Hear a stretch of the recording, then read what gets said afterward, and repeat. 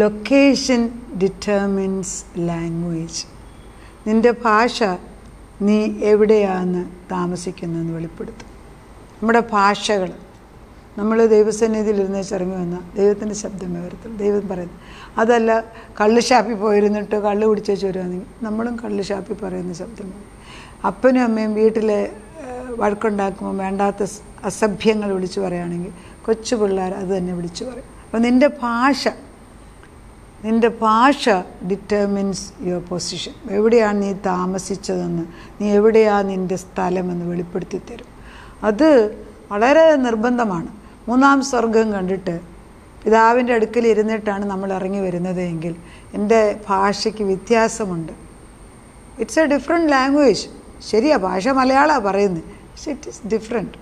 ഒരു കള്ളുകൂടിയൻ പറയുന്ന ഭാഷയും ജ്ഞാനിയായ ഒരുത്തൻ പറയുന്ന ഭാഷയും തമ്മിൽ വ്യത്യാസമുണ്ട്. ഒരു ദൈവമകൻ പറയുന്നതും ഒരു അവിശ്വാസി പറയുന്നതും തമ്മിൽ വ്യത്യാസമുണ്ട്. അപ്പോൾ നമ്മുടെ ഭാഷ നമ്മുടെ ലൊക്കേഷൻ അനുസരിച്ച്. You swing in the dark. നമുക്ക് വെളിച്ചമില്ല എങ്കിൽ അങ്ങോട്ടും ഇങ്ങോട്ടും പതറും.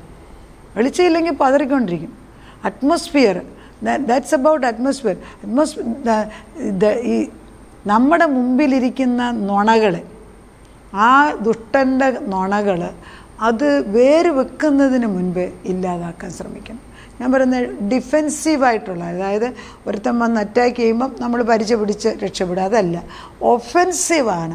അവൻ ദൂരത്ത് നിന്നേ അവനെ കണ്ടറിഞ്ഞിട്ട് അവനെ അടിച്ചു മാറ്റണം. അതാണ് ദൈവം ആഗ്രഹിക്കുന്നത്. പുതിയ നിയമത്തിലെ ആളുകൾ, നമ്മൾ ദൈവത്തിൽ നിൽക്കുന്നവർ ദുഷ്ടനെ 770 കിലോമീറ്റർ 700 കിലോമീറ്റർ അടുത്ത് വരുത്താൻ സാധിക്കത്തില്ല എന്ന് പറഞ്ഞ് പ്രാർത്ഥിക്കണം.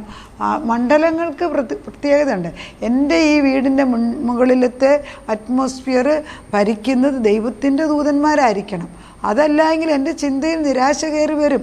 ഞാൻ ഓർക്കുന്നുണ്ട്, എനിക്ക് 2018 ഞാൻ ഒരിടത്ത് പോയി, അമേരിക്ക പോയി തിരിച്ചു വന്നിട്ട് ശുശ്രൂഷ ആർക്കോ ചെയ്തിട്ട് എനിക്ക് തല പൊങ്ങത്തില്ല. ഞാൻ നോർമലല്ലാതായിപ്പോയി. ഏറ്റവും പ്രശ്നം എനിക്ക് വന്നത് വചനം വായിക്കാനൊക്കത്തില്ല.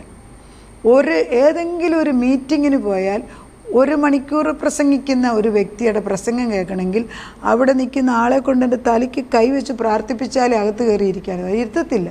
അപ്പോൾ എനിക്ക് മനസ്സിലായി, ഈ ദുഷ്ടശക്തിക്ക് ഇത്ര ശക്തിയോ, ഇവനാണ് ആ കൊച്ചിനെ ആ കുട്ടിക്ക് അന്ന് തന്നെ സൗഖ്യം കിട്ടി. ഞാൻ ഈ പ്രാവശ്യം പോയപ്പോഴാണ് ആ കുട്ടി മനസ്സിലാക്കിയത് എനിക്കിങ്ങനെ പ്രയാസം ഉണ്ടായിരുന്നത്. അതിൻ്റെ കുഞ്ഞിനെ കൊണ്ടുവന്ന് എന്നെ കൊണ്ട് പ്രാർത്ഥിപ്പിച്ചേച്ചു പോയി. ഞാൻ പറയുന്നത്, ദൈവത്തിൻ്റെ ആത്മാവിൽ നിൽക്കുമ്പോൾ നമ്മൾ എവിടെയാണ് ഇരിക്കുന്നത് എന്ന് വളരെ പ്രധാനപ്പെട്ട ഒരു ക്വസ്റ്റ്യനാണ്. അറിയണം ഞാൻ എവിടെയാണ് ഇരിക്കുന്നത്. അതുകൊണ്ടാണ് കൊളോഷ്യൻസ് 2:3 പറയുന്നത്, ഉയരത്തിലുള്ളത് ചിന്തിക്കണം. ഉയരത്തിലുള്ളത് നീ ചിന്തിക്കുന്നെങ്കിൽ അതുകൊണ്ട് ഹൃദയം നിറഞ്ഞതല്ലേ പറയാനൊക്കത്തുള്ളൂ. അല്ല നെഗറ്റീവായിട്ട് ഞാൻ ബലഹീനനാണ്, എനിക്ക് ആ ബലഹീന സ്വഭാവം. ചിലർ പറയും, ഡയബറ്റീസ് ഉള്ളവർ പറയുന്നേക്കാം, ഷുഗറുള്ള അതിൻ്റെ കുടുംബത്തിൽ നിന്ന് ഓടുന്നതല്ലേ, ലിവറിന് അത് കള്ളു കുടിച്ചിട്ടൊന്നുമല്ല. എൻ്റെ വല്യപ്പനുണ്ടായിരുന്നു, എനിക്കും ഉണ്ട്, പറഞ്ഞു കേട്ടിട്ടുണ്ട്. ക്യാൻസർ കണ്ടിട്ടുണ്ട്, പാൻക്രിയാറ്റിക് ക്യാൻസർ എൻ്റെ അമ്മയ്ക്കും വന്നു, എന്നാൽ എനിക്കും വരും. ഈ അടുത്തിടെ ഒരാൾ വന്നിച്ച് ഒരു കരച്ചിലായിരുന്നു. അവർ പറഞ്ഞു എൻ്റെ അപ്പൻ സൂയിസൈഡ് ചെയ്തു, ഞാനും അതുകൊണ്ട് മരിക്കും ഈ സെയിം പ്രായത്തിൽ. ഞാൻ പറഞ്ഞു ആരാ ഇത് പറയുന്നതെന്ന് ചോദിച്ചു. നിങ്ങളെന്തിനാ വിധി എഴുതുന്നതെന്ന് ചോദിച്ചു. ഏതൊരു ശാപവും അഴിച്ചു മാറ്റാൻ ദൈവം അധികാരം തന്നിരിക്കുക. അതിനാണ് ക്രൂശ്. അത് നമ്മൾ ചെയ്യണം. കൊളോഷ്യൻസ് എഴുതിയ 3-ാം അധ്യായം, ആകയാൽ നിങ്ങൾ ക്രിസ്തുവിനോടുകൂടെ ഉയർത്തെഴുന്നേറ്റിരിക്കുന്നു, അല്ലാത്തവർക്കല്ല കേട്ടോ. എങ്കിൽ ക്രിസ്തു ദൈവത്തിൻ്റെ വലതുഭാഗത്തിരിക്കുന്നതടമായ ഉയരത്തിലുള്ളത് അന്വേഷിക്കണം. എവിടെയാ? ക്രിസ്തു പിതാവിൻ്റെ വലതുഭാഗത്തിരിക്കുന്ന അവിടെ കരച്ചിലില്ല, അവിടെ ദുഃഖമില്ല, രോഗമില്ല, പ്രശ്നമില്ല, കണ്ണുകടിയില്ല, അസൂയയില്ല, കൊലപാതകമില്ല, രക്തച്ചൊരിച്ചിലില്ല. അങ്ങനെ ഒരു സ്ഥലമുണ്ടോ? ഒന്നുമല്ല, എൻ്റെ ഹൃദയമെങ്കിലും അങ്ങനെ ആക്കാം, നമ്മുടെ ഭവനത്തിൽ നമ്മുടെ ഭർത്താവിന് അങ്ങനെ ആക്കാം, മക്കളിൽ അത് കൊടുക്കാൻ പ്രാർത്ഥിക്കാം. ചോദിക്കാനേ പറയും. എനിക്കിപ്പോൾ ഒരാളുടെ ഹൃദയം മാറ്റാനൊക്കത്തില്ല, എൻ്റെ ഹൃദയം മാറ്റണേ പോലും പരിശുദ്ധാത്മാവ് വരണം. പക്ഷെ ഇതാണ് സത്യങ്ങൾ. അത് പറഞ്ഞു കഴിയുമ്പം ക്രമേണ നമ്മളങ്ങനെ ആയിത്തീരും. ഭാര്യാഭർത്താക്കന്മാർ കണ്ടിട്ടുണ്ട്, മിക്കപ്പോഴും ഒത്തിരി സിമിലാരിറ്റി ഉള്ളവരെയാണ് ദൈവം പേരിന് പോലും സിമിലാർ. പക്ഷെ ഒരു 10-40 വർഷം കഴിഞ്ഞ് നോക്കുമെങ്കിൽ 2 പേരുടെ മുഖം ഒരുപോലെ ഇരിക്കും. അവരുടെ രീതിയും പ്രകൃതി കണ്ടിട്ടുണ്ട്. ഒത്തിരി പ്രായമുള്ളവർ, അവർ 2 പേരും കൂടി ഇരിക്കുമ്പോൾ ഒരു പ്രശ്നവും ഇല്ല. ഉയരത്തിലുള്ളത് ചിന്തിക്കുക. നമ്മൾ ദൈവത്തിൻ്റെ അംബാസിഡേഴ്സായിട്ട് മാറും. നമ്മൾ പോകുന്നിടത്ത് ദൈവത്തെ കാണിക്കണം. God called you to govern. നമ്മൾ ദൈവം നമ്മളെ വിളിച്ചിരിക്കുന്നത് സ്വർഗത്തിൽ നടക്കുന്ന പോലെ ഭൂമിയിൽ നടത്തിയെടുക്കാൻ. ഇപ്പം എൻ്റെ വീടും പരിസരവും ഇത് തൂത്ത് വൃത്തിയാക്കി ഇടേണ്ടത് വല്ലവരുടെയും ചുമതലയല്ല, ആണ്. അത് ഞാൻ തന്നെ അതിന് ശ്രദ്ധയെടുക്കണം. എൻ്റെ ശരീരം അത് ശുദ്ധിയാക്കി സൂക്ഷിക്കേണ്ട ചുമതല എൻ്റേതാണ്. അത് വല്ലൊരു അപ്പൻ നോക്കിയത് ശരിയായില്ല, വല്യപ്പൻ ചെയ്തത് ശരിയായില്ല, അമ്മ എന്നെ പഠിപ്പിച്ചില്ല, എന്തെല്ലാം കുറ്റങ്ങളാണ് പറയുന്നത്. ഇതിനകത്ത് വലിയ പ്രസക്തിയുണ്ട്. നമ്മളെ ശുദ്ധിയാക്കുന്ന ഒരാത്മാവ് ദൈവം നമുക്ക് തന്നിട്ടുണ്ട്. അത് ആഗ്രഹിച്ച ദൈവം അങ്ങനെയുള്ളിടത്ത് എത്തിക്കും. ശുദ്ധമായൊരു തീരം, പളുങ്ക് പോലെയുള്ള ദൈവത്തിൻ്റെ കടൽ മുമ്പിൽ ദൈവത്തിൻ്റെ ജീവനദി ഒഴുകിക്കൊണ്ടിരിക്കുന്നു. കുളിക്കുവിൻ, കുളിച്ചോ കുഞ്ഞാട്ടിൻ്റെ രക്തത്താൽ. You are called to govern. അപ്പോൾ നമ്മുടെ ആരെന്നും നമ്മളുടെ വിളി എന്തെന്നും ഒക്കെ മൂന്നാം സ്വർഗത്തിൽ ഉറപ്പിച്ച് വെച്ചിട്ടാണ് ഇങ്ങോട്ട് വിട്ടത്, അല്ല ഇപ്പോൾ ഉണ്ടാകും. അതുകൊണ്ട് ഞാൻ പറയുന്നത് പ്രേ വിത്ത് ലെജിസ്ലേറ്റീവ് അതോറിറ്റി. അവിടെ എന്താ എഴുതിയിരിക്കുന്നത് ഇങ്ങോട്ട് ഇവിടെ വന്നിട്ട് വിളിച്ച് പറഞ്ഞാൽ മതി. ദൈവത്തിൻ്റെ ഒരു വിളിയുള്ളവരാണ് മിക്കവരും. അവിടെ മക്കൾ ചിലരുണ്ട്, അവർ നല്ല വൈദ്യന്മാരായിരിക്കും, അല്ലെങ്കിൽ ഡോക്ടേഴ്സായിരിക്കും. അവർക്ക് രോഗസൗഖ്യ വരം മിക്കവാറും കാണും. എൻ്റെ ഹസ്ബൻഡ്, എൻ്റെ അമ്മ, അവർ ആ കാലത്ത് ആരും അധികം ഡോക്ടേഴ്സില്ല.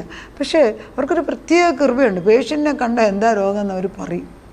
എന്നിട്ട് അമ്മയുടെ ഇടയ്ക്ക് പറഞ്ഞാലും ഭർത്താനം അവരെല്ലാം സൗഖ്യമായി പോകുന്ന കാണാം.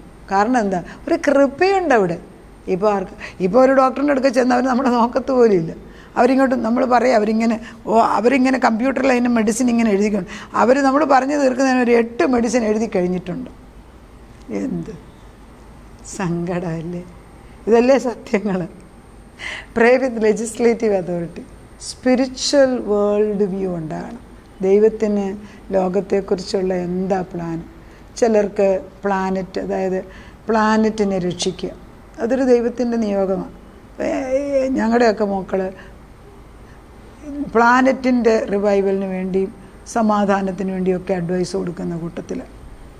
എന്നാൽ ചില പിള്ളേരെ എനിക്കറിയാം, അവർക്ക് ആ മൃഗങ്ങളെ സംരക്ഷിക്കാൻ അങ്ങേറ്റം ആഗ്രഹം. ചിലർക്ക് വനം സംരക്ഷിക്കാൻ. ഇതൊക്കെ ആവശ്യമുണ്ട്. അതൊക്കെ ദൈവം വെച്ച് കൊടുത്തിരിക്കുന്നു. അവർക്ക് കൊടുത്തിരിക്കുന്ന താലന്ത് എന്താണെന്ന് വെച്ചാൽ അത് വികസിപ്പിച്ചെടുത്താൽ കർത്താവ് അവർക്കൊരു വരുമാനം കൊടുക്കും. അപ്പോൾ I know God is with me now I know my God and he is with me. I am not a powerless person. The realm is absolute light. എനിക്കറിയാം എൻ്റെ കൂടെ ദൈവം ഉണ്ട്. ഞാൻ പോകുന്നിടത്ത് ദൈവം വിമല നീ പൊക്കോ, ഞാൻ പിന്നെ വരാമെന്ന് പറഞ്ഞു വെച്ച് വരുന്ന ദൈവമല്ല, കൂടെ ഉണ്ട്. ഉറപ്പിച്ച് പറയണം, എന്നെ വിട്ടേച്ച് നീ എങ്ങും പോകത്തില്ല, നീ എൻ്റെ ഇടയനാ, നിന്നെ കൂടാതെ എങ്ങും പോകത്തില്ല. അപ്പോൾ സങ്കീർത്തനം സംശയം തോന്നി 23-ാം സങ്കീർത്തനം 5 പ്രാവശ്യം അങ്ങ് ചൊല്ലിയേക്കണം. യഹോവ എൻ്റെ ഇടയനാന്ന് എനിക്ക് മുട്ടുണ്ടാകില്ല. അവനാണ് എന്നെ സ്വസ്ഥതയുടെ വെള്ളത്തിൻ്റെ അരികെ കൊണ്ടുവന്ന്, വേറെ ആരുമല്ല. അവൻ്റെ അടുക്കൽ ഇരിക്കെ ദൈവം നമ്മളെ പഠിപ്പിക്കുകയാണ്. നമുക്ക് പ്രാർത്ഥിക്കാം. കർത്താവ് സ്വർഗത്തിൽ കയറി ചെന്നിട്ട് പിതാവിൻ്റെ ആഗ്രഹം എന്തെന്ന് മനസ്സിലാക്കി അത് ഭൂമിയിലേക്ക് കൊണ്ടുവന്ന് വിളിച്ചു പറയാനുള്ള കൃപ ഞങ്ങൾക്ക് ഇട്ട് തന്നിരിക്കുന്നതിന് സ്തോത്രം. എല്ലാ വ്യക്തികൾക്കും താലന്ത് കൊടുത്തും ഓരോ വിളിയും കൊടുത്താണ് നീ വിട്ടിരിക്കുന്നത്. ഒരു പുസ്തകം അവിടെ എഴുതി വെച്ചിട്ടുണ്ട്. അത് ദൈവദൂതന്മാരെന്നും തുറന്നു നോക്കുന്നുണ്ട്, ഞങ്ങൾ നോക്കുന്നില്ല. പക്ഷെ ദൈവത്തിൻ്റെ ആത്മാവ് ജ്ഞാനവും പരിജ്ഞാനവും ഇട്ട് തന്ന് ഉയരത്തിലുള്ളത് ചിന്തിക്കാനായിട്ട് കയറി വരുമ്പം കർത്താവേ ഞങ്ങളെക്കുറിച്ചുള്ള വിളി, ഞങ്ങളുടെ മക്കളെക്കുറിച്ച് ഭർത്താക്കന്മാർ ആരുടെയൊക്കെയോ പുറത്തെ ഭാരങ്ങൾ അഴിഞ്ഞൊഴിഞ്ഞൊഴിഞ്ഞൊഴിഞ്ഞ് പോവുകയാണ്. സ്വർഗം കേട്ട് കഴിഞ്ഞപ്പോഴത്തേക്ക് ഒത്തിരി ചുമടുകൾ, മുഖങ്ങൾ ഒട്ടിഞ്ഞൊട്ടിഞ്ഞൊട്ടിഞ്ഞങ്ങ് പോവുകയാണ്. ചങ്ങലുകൾ പൊളിഞ്ഞു പോകുന്നു. തീ ഇറങ്ങിയിട്ടെല്ലാം കരിച്ചു കളയുന്നതായിട്ട് കാണുന്നു. അനേക കുടുംബങ്ങൾക്ക് ഇത് വെളിച്ചമാക്കി മാറ്റുന്ന സ്നേഹത്തിന് സ്തോത്രം. കുടുംബമായിട്ട് ഈ വചനം കയറി ഇറങ്ങി തലമുറകളിൽ കൂടെ കയറി ഇറങ്ങി ഇത് പ്രവർത്തിച്ചിട്ട് ഫലം കായ്ച്ചിട്ട് വേണം തിരിച്ചു വരാൻ.